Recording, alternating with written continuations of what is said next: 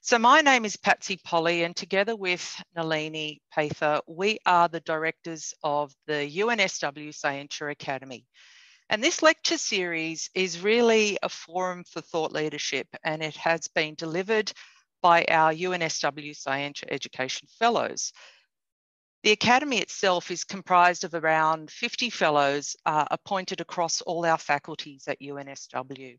And in fact, it brings together the most outstanding educators on our campus and beyond. And we share a genuine passion to inspire students and champion educational excellence.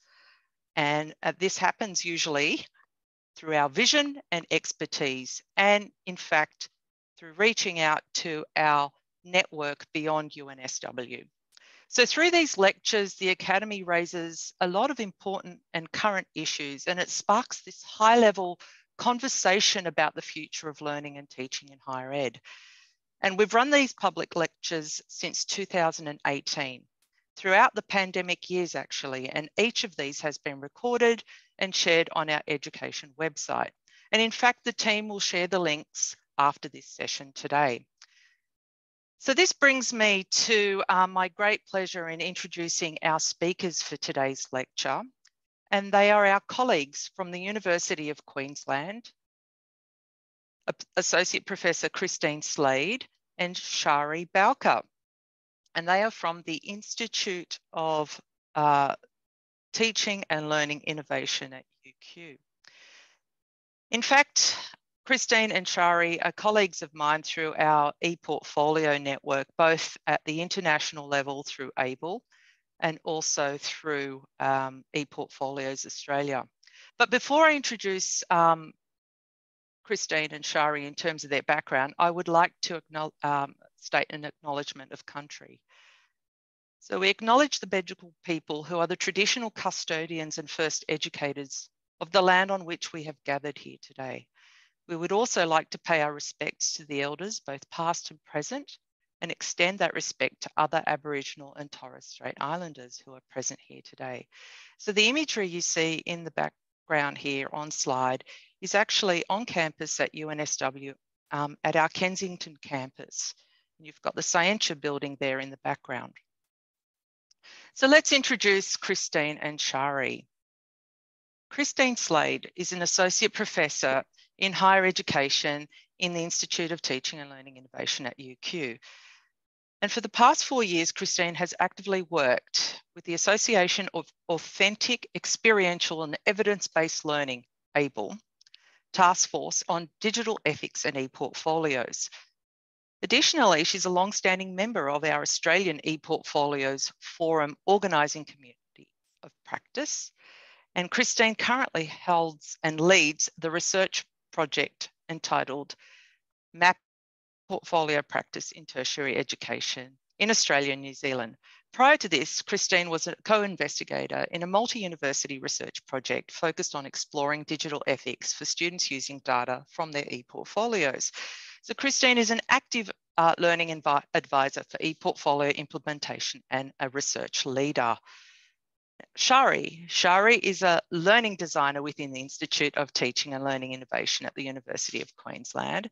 And Shari's focus is on ePortfolio pedagogies, which foster assessment designed for student-driven learning and feedback uptake to encourage the development of reflective, self-regulated learners. She partners with colleagues within Italy and faculties to map out the pedagogical purposes of using ePortfolios to capture students' educational, professional identity development. Now that's a lot of information, everybody, but in short, today's lecture will be an exciting overview of ePortfolios and ethics and the digital aspect of this. And it's brought to you by the Scientia Education Academy, and it's a co-invitation by the Evaluation of Teaching and ePortfolio COP within UNSW. It's my great pleasure now to hand over to Christine. Thanks, Patsy, and welcome everybody. It's really exciting to be here and to see so many people who are interested in ePortfolio pedagogies. So Shari, if you could just load, yes, there we are, magic. Loaded our slides. So today is in two parts, really. So Patsy and Nalini, wanted us to talk about the digital task force and ethics, but also empowering students through feedback. And so we've split the sector time into two sections.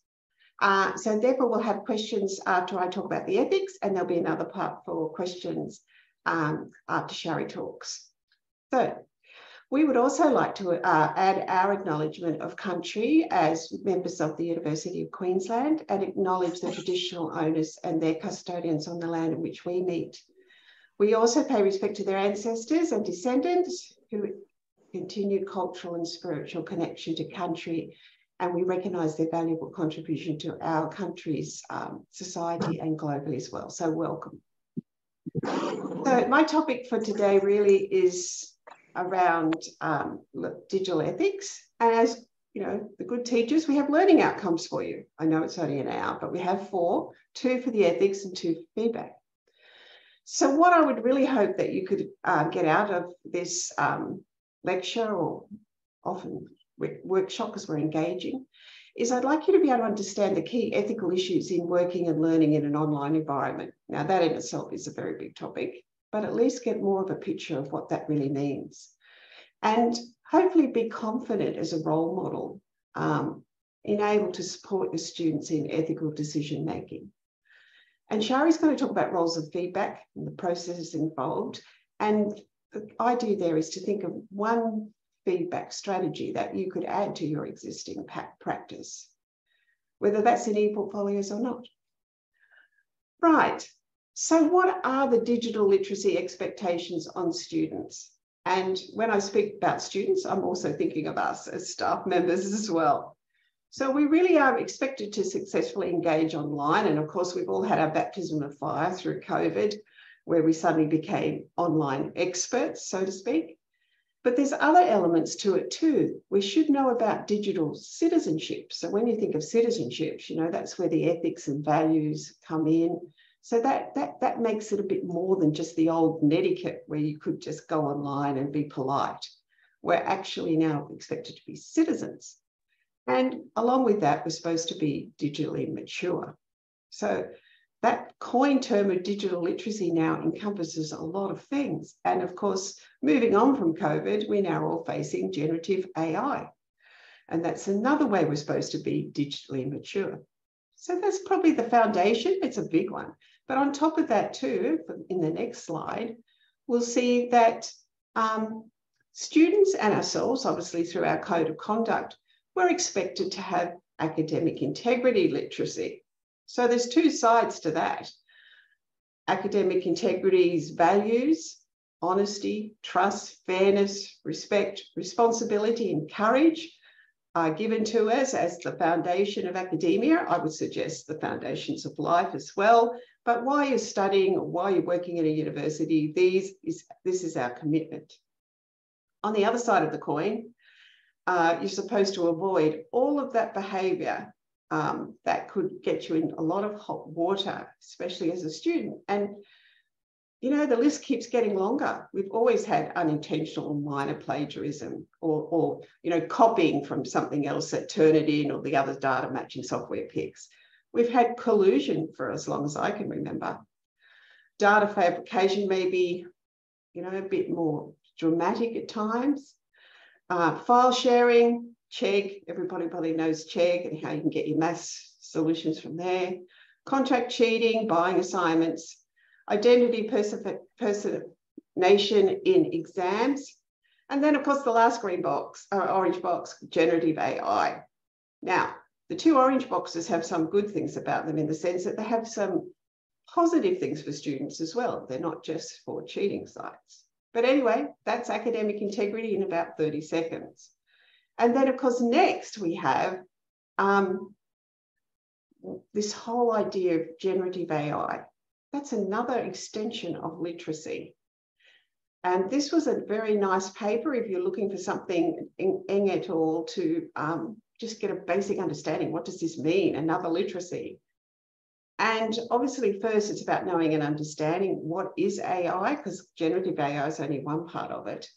but we need to have at least some understanding of how that works. Mine is a non-technical way of understanding that, but some confidence and ability and readiness to at least approach that topic. And I know we're all tired, and I know we've been through a lot in the last few years, and we really didn't need this in 23, but it's another challenge to our digital literacy. Then we need to be able to use it, because we've got to actually explain this to students, or be able to see if it has any efficiency savings for us as staff. I've been trying a few little things in that regard. But with this comes all those ethical considerations. Who owns the data? What should we put in? When should we put it in? And then not only do we have to actually know that, but we have to be able to teach it. And then there's evaluating and creating artifacts. That's a little nutshell about artificial intelligence literacy. And as though that wasn't enough, we now have another one, which is professional literacy. So professional literacy online, if you can move on, Shari, please. There's the happy bunch of people working in the office, but then we have a couple of big hits, and actually interesting is in the Big Four. So Ernst & Young had to pay $1 million in the United States because their employees were cheating on the ethics exams. And so, and then PwC, well, they're in their press again now, but this is an older one. They were caught cheating on training exams. So, some of them are passing answers as collusion. So one of them, they exploited the software they were using. And so these were big things and a lot of big money in it. So I guess maybe more dramatic answers, but we have to be e-professionals, which is a coined term from the pharmacy discipline. And it's not just about, as I said, etiquette. It's about how you engage, including your attitudes, actions, and adherence to your professional codes of conduct. So now, we've got to be careful about how we actually engage online. Next, thanks, Shari. It's our first poll. Oh, excellent. So I was just wanting to ask you just very quickly, what do you think today is the most challenging or the most important ethical issue when we work online or our students work online? And I've given you quite a few options there. If you'd like to you can pick more than one. It says there more than one, yeah. So, that would be interesting to see what you think. So go ahead and take, I can see there's some data protection's getting very big.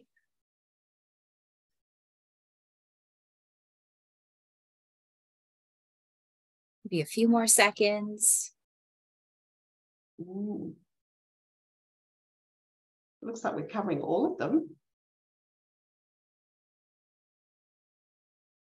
Great. Should we stop there? Yeah, that's great. Do I have to? Oh, you've done that. Good. Yeah, and then share results. I think Laura's doing that. Great. Can everybody see the results? Except the hosts? Yes. And Christine, do you want to talk to those? Can you see? Well, yeah, from what I can, David. Thanks. Oh, everyone can. So from what I can see, data protection and consent is the highest one with 74% out of 54 people. So yes, that is a really big one. And of course, with AI, that comes up again. Who owns the data? What are they using it for? What consent? Then next would be privacy, followed pretty quickly by equity and inclusion. And again, that is another big topic that's been talked about now. And then a few sort of together in the 20s, access, ownership of content, confidentiality, using other people's material, secondary use of information, and lack of support. Yeah, so I can see that we all have quite a lot on our mind, really, don't we? All right, let's move on. Okay. Okay, we can stop at this one. I'm not going to introduce any more literacies. But, I'm involved in assessment, academic integrity, Gen AI, ePortfolios, digital ethics in other professional fields. And to me, the crux of it all seems to be about ethical literacy. And I you know, I'm not sure what the state of the nation is there in our teaching, but it seems to me that if we want to meet all these other literacies, we really have to be able to understand what is ethical literacy. And I found this paper by Tuan in 2007, and it was so helpful to explain 3 areas or 3 components of that as in my personal ethical behaviour, I suppose, or understanding that were necessary. And the ethical sensitivity was basically, can I detect if there is an ethical issue in whatever's happening in the context of the people I'm with? And how important is it? Like, how intense is it? And what are the values under it? So you've first got to be able to identify that we actually have some sort of ethical issue in whatever's going on. The second one about ethical reasoning skills was, and it offered a lot of different frameworks, and there's different ways you can look at, you know, ethical context. And I've put the references and the resources at the end of my section if you want to go and look at the paper. But the idea is then to sort of identify and access facts, so to actually reason through what is the problem and what are going to be the implications of that. And the last one was quite unusual because this paper actually was about morality in another sense. So she talked about the moral imagination.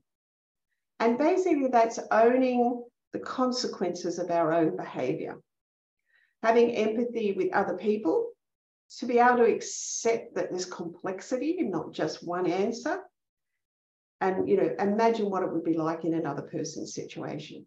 So there's a lot there, but I found that really helpful for myself and to explain what this attribute, behavior, you know, value is. And I'm not asking everyone to have the same ethics, but we do need to be aware of when we need to be thinking about what is an ethical situation, but it's complex. And the other part I really liked about this was that you don't just get born with it, you actually can train into it. So I was thinking, like, when I train my children, you know, to be aware of this or be aware of that, or, you know, to be honest about things, I'm actually training them and I'd be giving them practice and sort of mentoring them. And that's what I think education's about in this part of the field. And it goes across all our discipline areas. So just a bit of food for thought there. Now, Shari, let's keep moving. So the summary of it all is ethical decision-making goes through life. It's personal. I have my own values. When I'm in an academic setting, I have responsibilities and I have to make ethical decisions.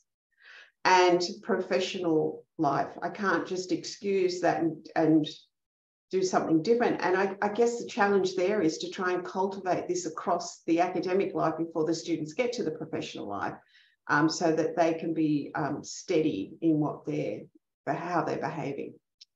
All right, thank you. Okay, now ePortfolios, and I'm a big advocate for ePortfolios. I've been involved since, I don't know, 2010 maybe. And I love this description of what is an ePortfolio.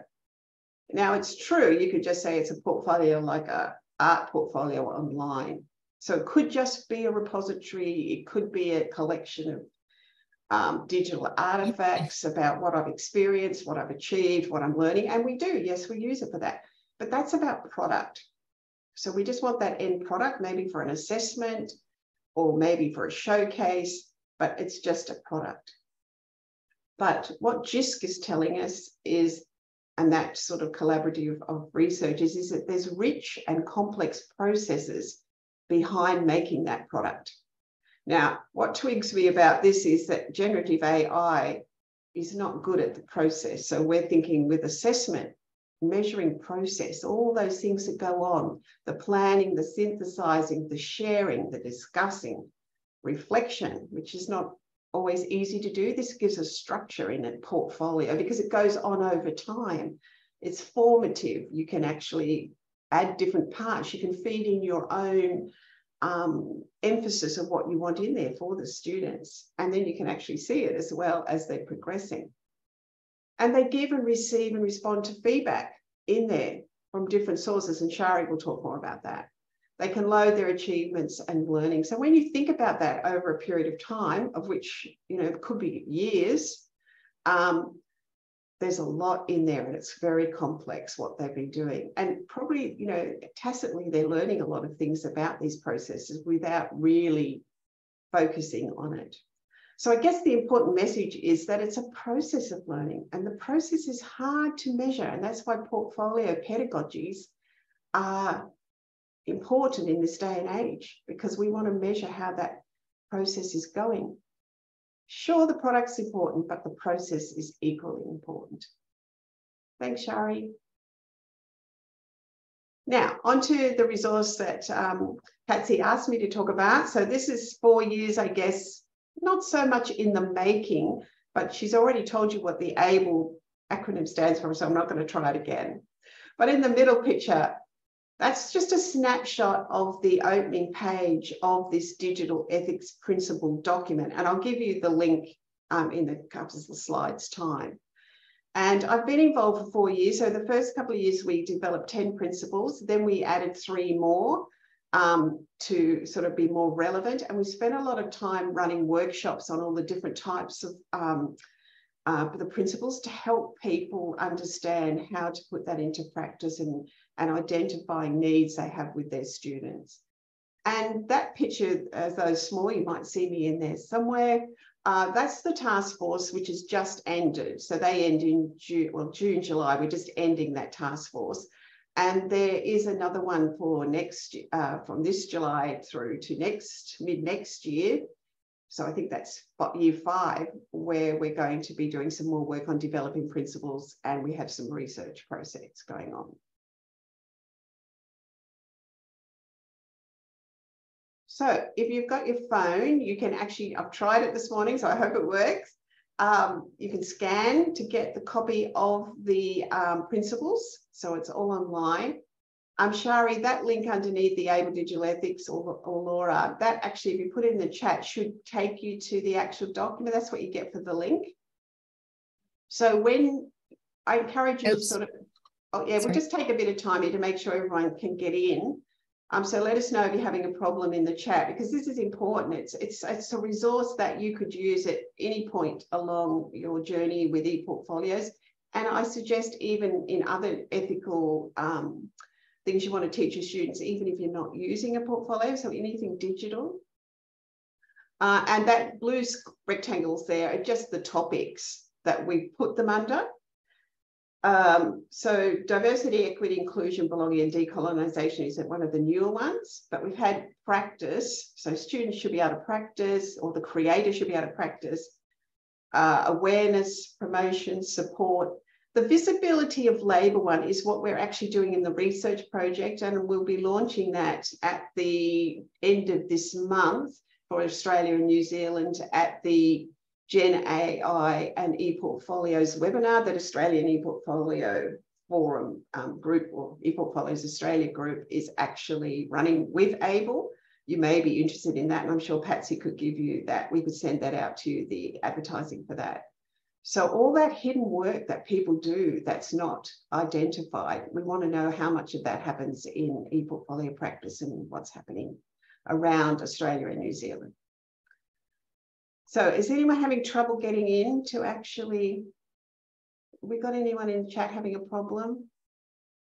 Or are we right to go?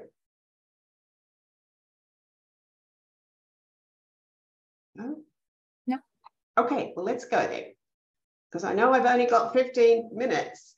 Now, I just took this principle out. So if you go to the hamburger menu thing at the left-hand corner of what you've got up, you'll see the contents comes down. So there's the table of contents, and then each principle is listed, and there's a few other things, a glossary and some other things there. So I've picked out the principle practice just to show you how it works.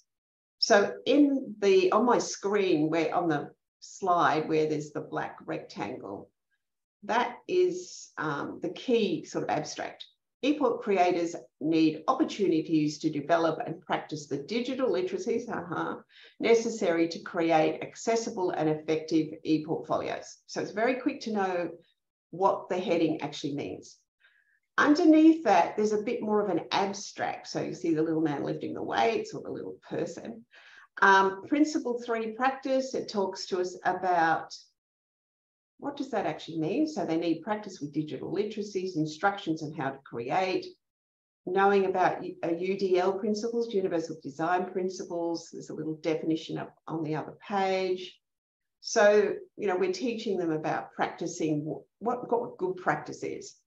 And then up on the other side is the strategies. So what the task force have done is thought about all the different scenarios. So remember, most of the people on the task force are from North America. I'm the Australian representative, but I'm happy for more. And there's Christina Hopner from New Zealand. So we've tried to get a bit of a diverse set of strategies. So how you can actually improve this practice, how you can undertake it, you know, considerations, what tools do you have? So a lot of it in Australia, a lot of universities and have enterprise, whole of university commercial products for ePortfolios. In the United States, they tend to have sort of more variety of smaller, maybe just like WordPress or other things. In Asia, when we were working over there with Shari, they were using Google Classroom, WordPress, and free tools. So you've just got to understand a little bit of that context. But that's to help for that. And on the next slide, we're showing there's a list of resources for every principal. So if you want to know in particular about something that's you can use in your class, or you need more information, there's a whole set there. But the one I like, and I did suggest this, and the scenarios. The reason I like the scenarios is we learned this in a project we did here in Australia with vulnerable groups in health and education. I go to PERDSA or somewhere, and we were talking about problems of ethics with students, not understanding, you know, the nuances of a policy or the nuances of what they're being told, and how they can get themselves into trouble by using representations from someone else, breaking confidentiality, etc. And we started developing scenarios, you know, like say, for example, an education student knows that they shouldn't take pictures of the children unless, you know, they can blot out things, but they shouldn't show the faces of the students. They don't have permission to do that. But if you see a student going on an overseas trip, humanitarian trip, you might see an advertising picture, or just even on social media for themselves, a picture of them with all the children. So they have trouble applying across context some of the ethical challenges. So we've written scenarios for each of these principles to try and help you identify. And when we're talking at the conferences, people go, yeah, you know, I'm worried about that with my students. I can see that that's a problem. So it helps contextualize what you might be able to do. Okay, and we're almost there. This is some of the references and resources for digital ethics, e-professionalism. There's a module, I would just say, because I know other people are using it, down near the bottom, our university library have made an e-professionalism module, which gives things for you to do with students, but also information for them. And it's a Creative Commons free resource, as long as you acknowledge that they made it. And I know people are actually using that with their students. The paper that I used the ethical literacy from is Tuana 2007, which is on the bottom. And I think now we might be ready for some questions. Thank you, Christine. That was a really good, quick ride through all the portfolio and ethics business. We are open for questions. If anyone has a question, please post it in the chat, or you can also put your hand up. I think I'll start with the first question, Christine. You spoke a lot about ePortfolios, about AI, about literacy. Yes. Are there ways that you've come across, and especially knowing that Queensland does have a university-wide ePortfolio platform, are there ways in which you've been able to use AI to automate things, for example, like feedback to students on their portfolios, or have you seen any practice emerging in that area? Well, I think, Shari, that happens within Spira, doesn't it? Yeah, with I think our other platforms. Yes, that's right. I haven't seen it in the portfolios just yet, Nalini, so that's really interesting. But yeah, Christine, if you want to talk about Inspira, our assessment platform. Yeah, so that's what first came to my mind, because I'm sort of the academic lead of assessment, and Inspira, the digital assessment platform we've been using, you can automate feedback.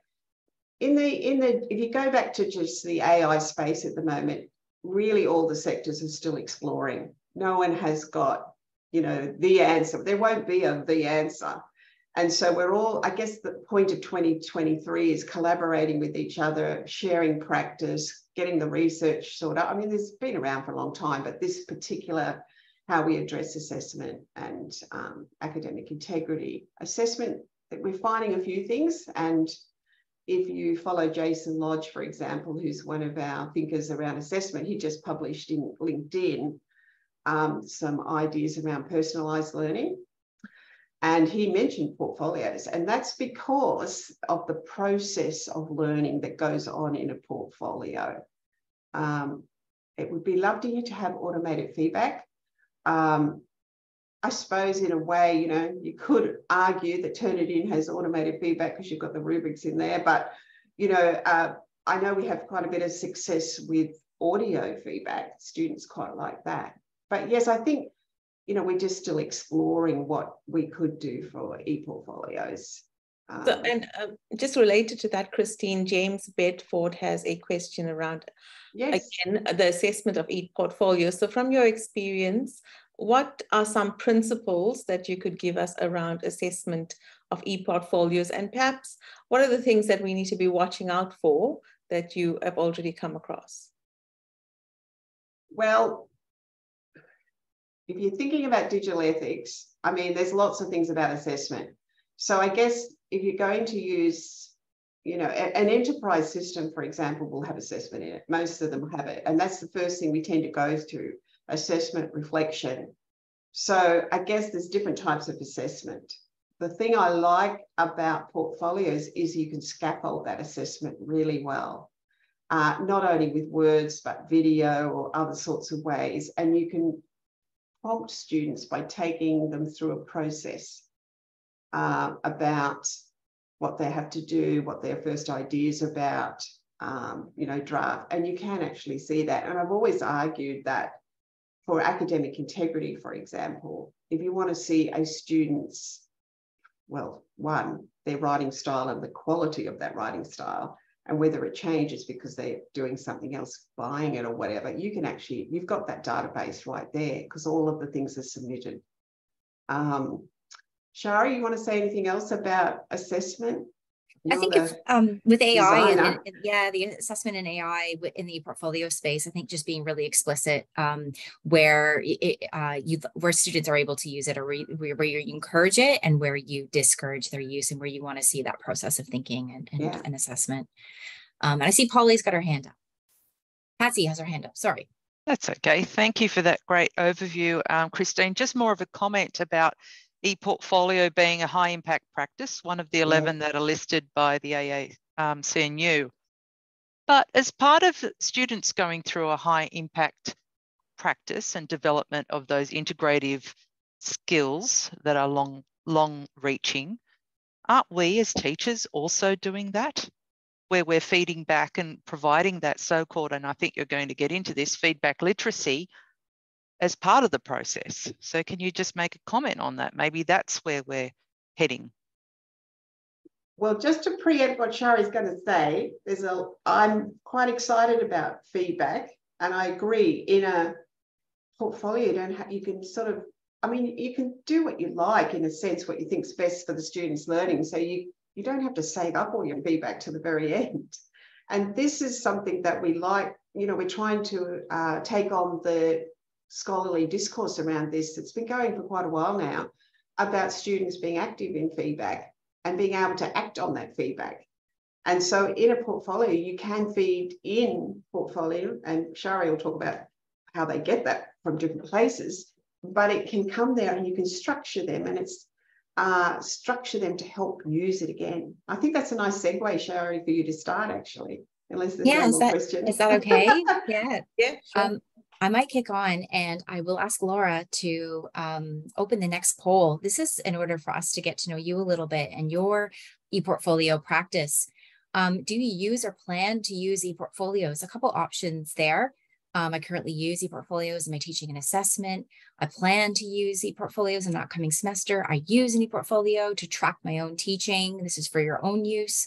Maybe your course isn't suitable for an ePortfolio. You have exams and tests and quizzes.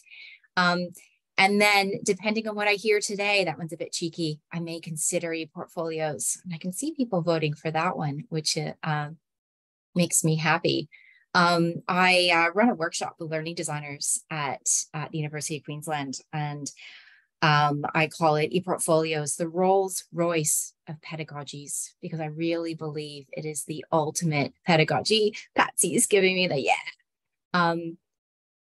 Few more seconds, and then I might ask Laura to close that and share the results, please, so everybody can see. Good. Can everybody see the answers in there? So the clear winner is depending on what I hear today. So I've got to do some sales here. We've got to sell you on ePortfolios. And we see people second currently use ePortfolios in my teaching and assessment. That's fantastic. So hopefully you can ascertain something new, a feedback initiative that you might want to use in your teaching going forward. And some of you plan to use it next semester. So that's great. I'm gonna close that. And so I'm going to start with showing you our centrally supported ePortfolio process. So I'm the learning designer for ePortfolios for the University of Queensland. And that means that I work with all academics, any academic or teaching staff that wishes to use a portfolio in their course or program. We have a couple centrally supported systems. We have Anthology ePortfolio, formerly known as Chalk and Wire. That's our main system. We also have, we just adopted another system for medicine and vet for their opportunistic clinical bedside assessments. They're workplace-based assessments called My Progress by My Knowledge Map. So a couple of them. And then also if course coordinators wish to use some of the free tools that Christine was mentioning, like WordPress, Wix, and Weebly, then I help support that as well. So quickly, what we have here is to initiate the process. We have a form on the website that teaching staff can initiate that and request to meet with myself and a member of the e-learning team. And then we do an overview where we discuss the purposes and focus on the pedagogical capabilities of ePortfolios. And then e-learning does an in-depth look at the technological capabilities. And overall, we need to assess the suitability of that tech and pedagogical fit. And it's cool if they want to bail out there and say, you know what, this isn't right for me, before the real work begins. Because if they do choose to use it, then we go into a number of pedagogy meetings with myself and many learning designers in the school and faculty. So we come together as a group and we design the assessment and feedback processes. Once that's complete, hand over back to e-learning, who does a configuration and meets with the course coordinators and runs them through the configuration. I love to do observed user testing. This is where we bring in some real students, run them through the assessments, get their feedback, because there's lots of things that you think make sense, but they don't make sense to the students. So get their student experience and we make any tweaks prior to establishing any training needs as well for the students, as well as any staff and tutors and anybody teaching into that course or program. We then go live, and at the end of semester or year, depending on the deployment, we do an evaluation. What worked, what didn't. Sometimes we come back to pedagogy, do some tweaks there, or it might just be minor configuration. And then there's an ongoing support model where we then give the academic staff more agency in maintaining that going forward. There's quite a big lead up. It's not a, hey, I need to use this tomorrow. It's a 3 to 6 months, up to 12 months lead up for a portfolio. Okay. So some uses, which I know Christine talked about. So the top 3 are the main uses, I believe: critical thinking, reflection over time, as Christine mentioned, assessment, both formative and summative, and self-regulation. Students are able to track their own performance and development of skills over time, creating some self-regulation. Social learning, we can do group work, peer review, and portfolios lend themselves really well to professional degrees, dentistry, midwifery, nursing, so students can track their evidence of competency development over time. And this one you'll relate to: staff professional development, promotion, appraisals for our own use. Employability, professional identity development down here. Showcase, I mentioned Wix and Weebly and showcasing our achievements, but also the students can do that. And this is the focus of today, to develop feedback literacy. It's so interesting because portfolios are that student-centered space, but yet I find that we often then revert back to outdated feedback processes where its feedback is telling and students aren't involved in that process. So I really have that feedback literacy at the forefront of my design. I will talk a little bit further about that. So some guiding principles. So we really need to think about, what are the theoretical underpinnings of a good portfolio design? And I hold those close to my heart when I'm designing. So portfolio pedagogy, critical thinking, like we mentioned, integration of learning experiences. We deliberately try to set them up program-wide so that students can track their progress, not just in course silos like how our LMSs usually sit. Reflection on competencies, which I discussed, self-regulated learning. Heading over to assessment for learning. So authentic assessment, we need a balance of that formative and summative. Supporting the development of evaluative judgment. That's the ability to ascertain the quality of one's own work and the work of others. And that's a really important skill that needs to be developed over time as well, because when students graduate, they don't have us helping them out with that, and they often don't have that supervisory relationship. They are left to their own devices. They need to be able to ascertain whether their work is good or not. And then there's that active and feedback processes. So assessment for learning, that's the principle that I use when I design. When I first started working with ePortfolios, I saw a lot of practices here where we've got mandated assessments, they're siloed in courses, and that feedback is as delivery where the student's not involved. So I propose we try to work over here on the right-hand side. We're providing choice and flexibility, ideally programmatic if we can, or at least beyond one context or a couple of courses, and active participation and feedback. If you haven't read this book over here, Designing Effective Feedback Processes in Higher Education by Winstone and Carlos, it is an excellent synthesis of all the feedback research over a number of years. So if there's one book on feedback you can read, definitely that one. And so I will be talking about this active participation. So the benefits of portfolios is really around that multi-stage or the iterative designs. If somebody comes to me and says, I just want to do a final essay in the portfolio. Well, no, we need to document that learning. You know, we need to see the students thinking. So we see a series of lab reports or a series of reflections where in between each one of these, you could have a feedback cycle where students are then able to use that feedback in a subsequent activity. You might have different assessments where you have some overlapping learning objectives, a group project, presentation, and a final report. And again, you have a feedback cycle. And you're probably thinking, I can't provide feedback on 3 different things. Does it always have to come from you? There's multiple sources of feedback, which we'll talk about. Or perhaps is something like this: students produce a video, they share it with their peers, they do an observation, they provide some feedback, and then again, we want to evaluate their thinking. They're going to do an action plan of what they learned in that process. And we're creating these feedback loops. That is taken from quite a big project out of some universities in Melbourne, Feedback for Learning. I can put that, go supply you with that, so you can check out that project and some of the papers and publications out of that. So in feedback loops, it's one thing to design them. It's another thing to support students to be able to actively participate in feedback. And to do that, they need to have a level of student feedback literacy. Carlos and Bao would say this is the understandings, capacities, and dispositions needed to make sense of information, process it, and use it to enhance work or performance. And I think this is the cornerstone to a really great portfolio deployment. The main barrier of effective feedback is low levels of student feedback literacy. And with our increasing student numbers and, we've got some reduced staff, it's unrealistic to think that we're going to provide all that feedback. Students can provide it for themselves, and students can seek it and work with it from various sources. So Carlos and Bao argue that there are 4 main elements of feedback literacy. Appreciating feedback, students need to understand that they have a role in that rather than being passive, recognizing the different sources, and technology, using it to curate and work with feedback. And that's where the portfolio comes in. They need to use that portfolio to jump between their assessments, revert back to feedback, use it going forward. They need to be able to make judgments on their work and the work of others, and feedback's emotional work. We know how gutted we are when we get feedback from reviewer number 2 who said our paper is terrible. Students go through that as well. It takes time and practice. And if those three top interrelated items are in play, then it's more likely that students will take action with feedback.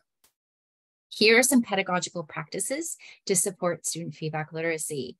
I've taken the top three from Malika Bowden-Carlos's paper, a 2020 paper, and their fourth practice, they say, is ePortfolios. Duh, this is why we're here. I've added in feedback and action plans. I use those a lot in my practice. So let's look at those one by one. I want you to consider how you might use these in your practice.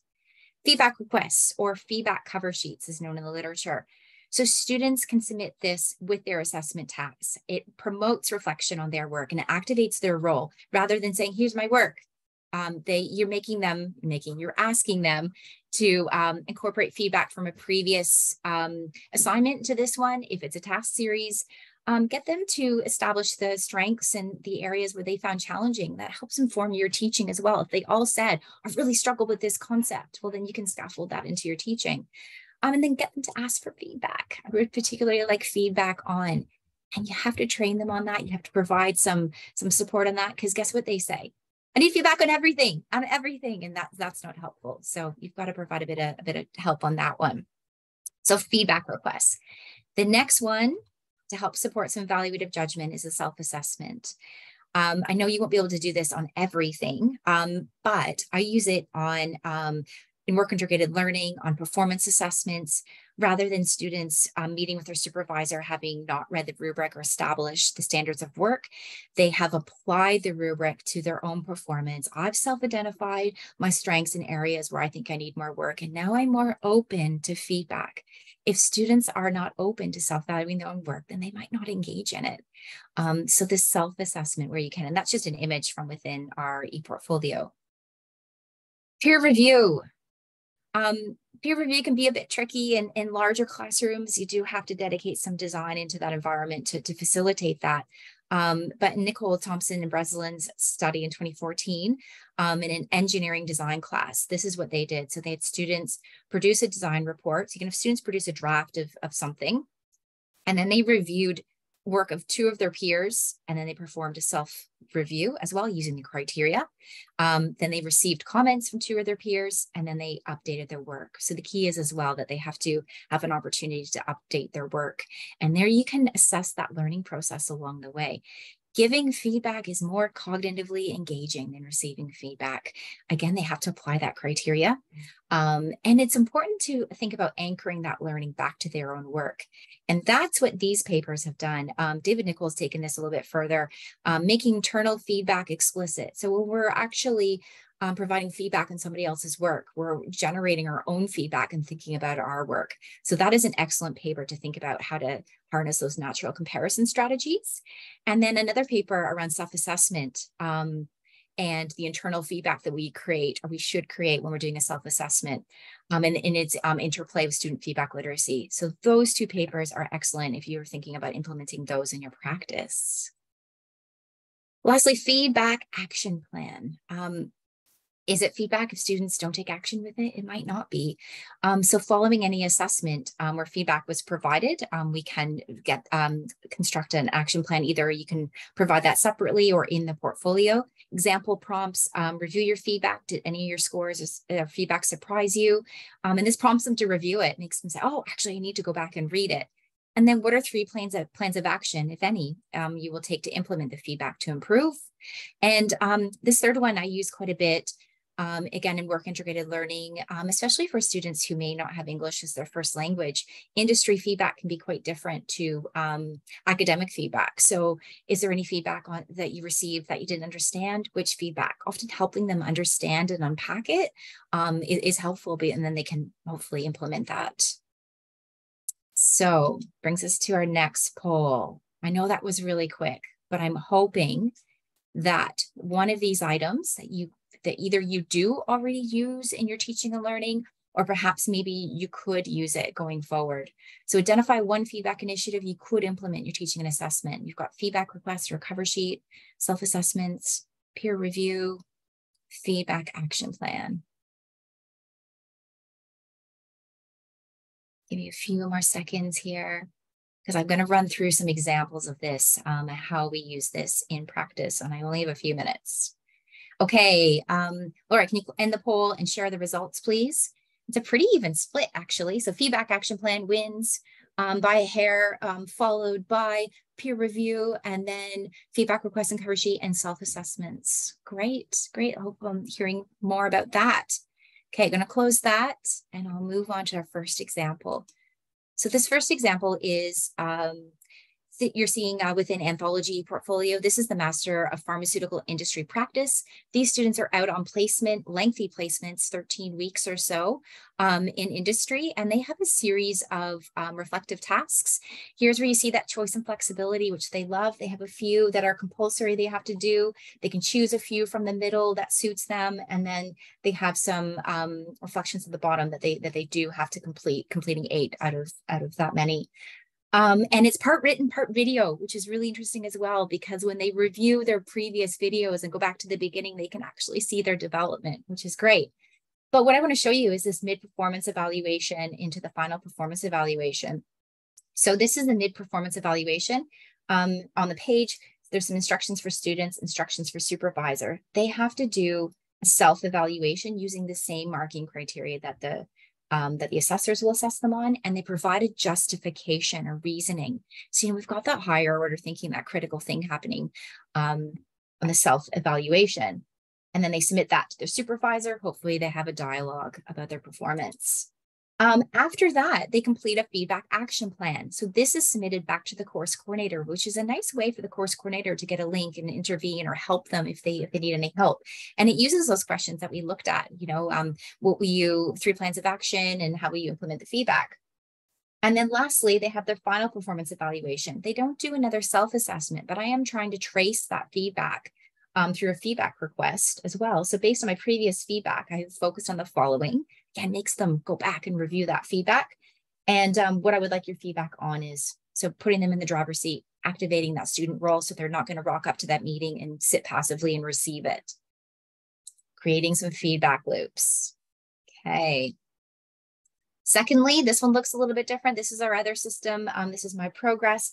What you're seeing is a Bachelor of Dentistry logbook portfolio. Semester 1 courses across the top, semester 2 on the bottom. The students do daily sign-off forms with their patients, with their dentist who's observing them.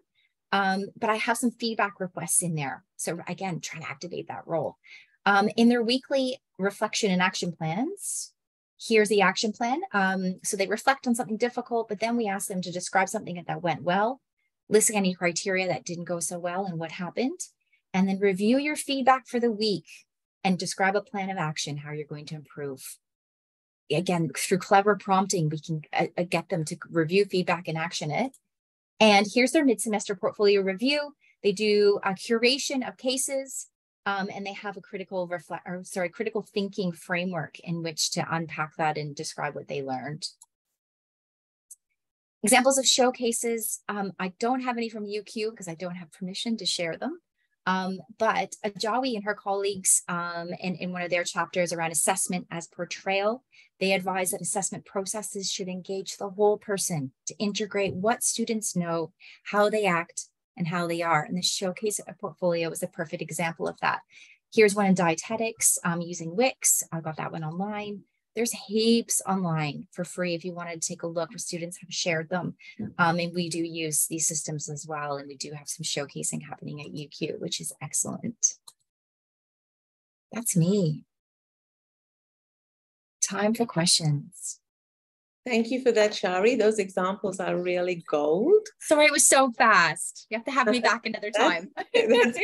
I'm sure we have lots of things to ask you afterwards. So it is open for questions. There's already one in the chat. Shari, what was one challenge or failure you have experienced in engaging students in effective feedback practice? What are the reasons they mentioned for their lack of engagement? And do you have any suggestions for solutions? Yeah, that's a great question.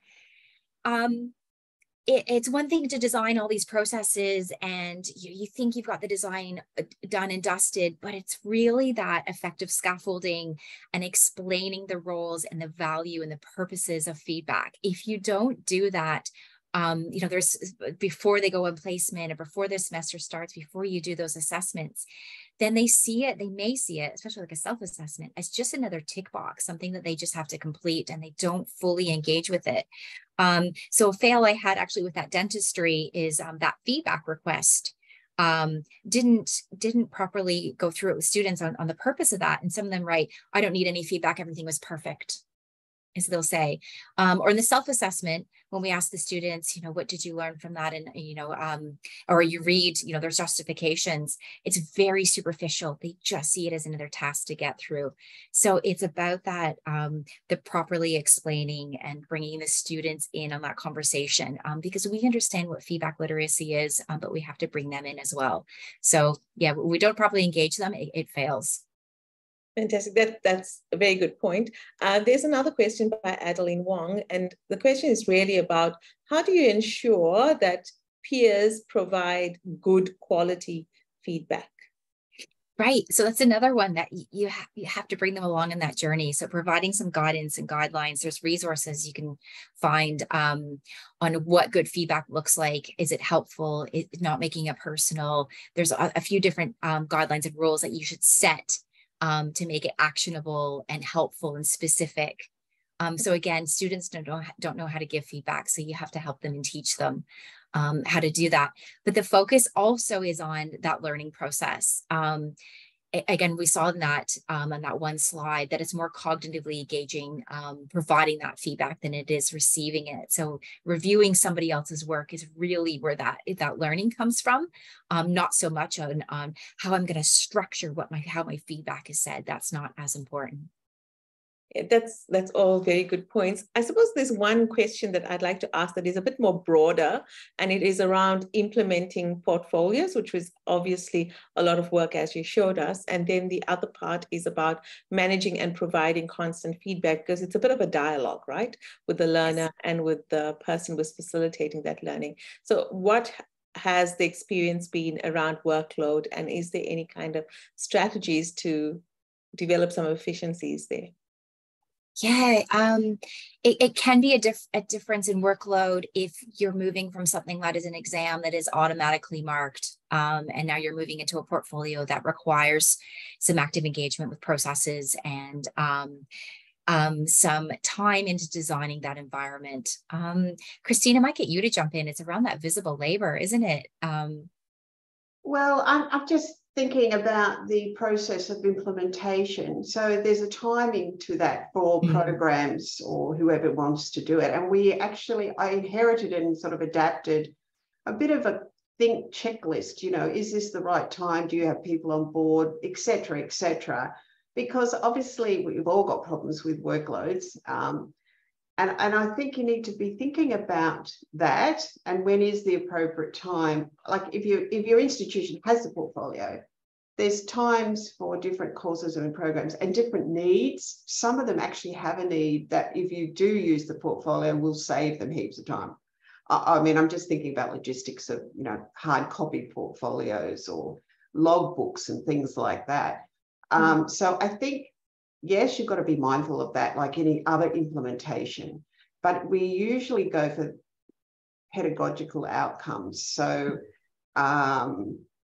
whatever that driver is. So yeah, I'd say yes, that's our research is looking at that area. So we'll know more then, but yes, you do definitely have to be mindful of that and guide people to, it's like any course, you do all change quickly. You just about exhaust yourself, can't keep up. So it's a consideration. And that big piece around education for both staff and students around what the portfolio is and the pedagogy. Oh, yes. So somebody in the chat asked that and I answered. I've been answering them in the chat. I would not necessarily do a portfolio for one semester. And if you do capstones, that's often where they put it in and the students struggling to get their professional life together and then you give them a new technology. I would be bringing it in. I always used to say 3 semesters is a good balance. They get used to it, and it could be for a major or minor, it could be for the last 2 years. You don't have to, you can start where you need it, but you've got to be fair to the students and to yourself that it's got to be worthwhile. Absolutely. We've come just over 1 o'clock now, and I leaves me to say thank you very much, Christine and Shari. Your experience has been fantastic. As Karen has said in the chat, you've given us lots of food for thought as we're thinking about an institution-wide platform and how that will work for us. So thank you for that. We do have your contact details and your slides, and we may pass that on to others so that you probably are going to find that people will contact you about the practicalities of implementing this practice. But thank you, it's been awesome, and yeah, enjoy your afternoon. Yes, thanks everyone. Thank you so much. Thanks for having us. Thank you, Christine and Shari. What a treat. Thank you so much. Thanks. Bye everyone. Bye. Bye. Bye.